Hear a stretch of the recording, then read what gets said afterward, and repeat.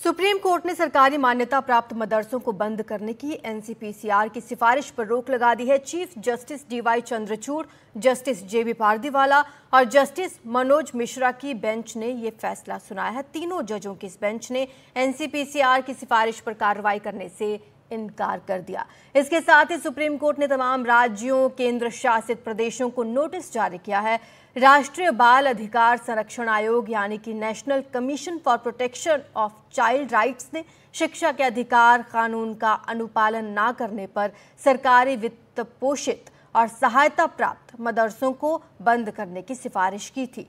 Supreme court ने गैर मान्यता प्राप्त मदरसों के छात्रों को सरकारी स्कूलों में ट्रांसफर करने के यूपी सरकार के फैसले पर भी रोक लगा दी है।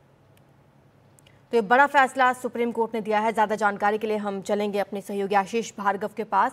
आशीष, जब ये अपील की गई थी तो क्या इसमें दलील दी गई थी सुप्रीम कोर्ट में, और सुप्रीम कोर्ट ने जब ये फैसला सुनाया तो क्या टिप्पणियां की हैं?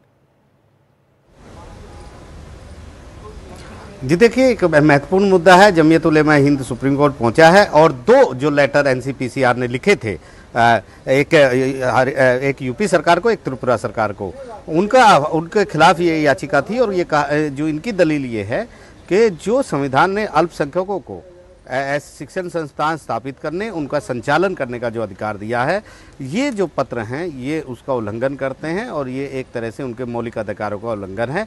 इसलिए इन पर रोक लगाई जानी चाहिए। तो आज जब सुनवाई शुरू हुई तो ये बात उठाई गई और इंदिरा जयसिंह जो जमीयत उलेमा हिंद की तरफ से अपीयर हुई थी, उनका ये कहना था कि भले ही 2 राज्यों को चिट्ठी लिखी गई लेकिन इसका जो असर है वो बाकी राज्यों में, केंद्र शासित प्रदेशों में सब जगह दिखाई दे रहा है और ऐसे सुप्रीम कोर्ट को ऐसे में दखल देना चाहिए और इस पर रोक लगानी चाहिए। और साथ ही ये भी कहना चाहिए कि कोई भी सरकार इस पर आगे कार्रवाई ना करे।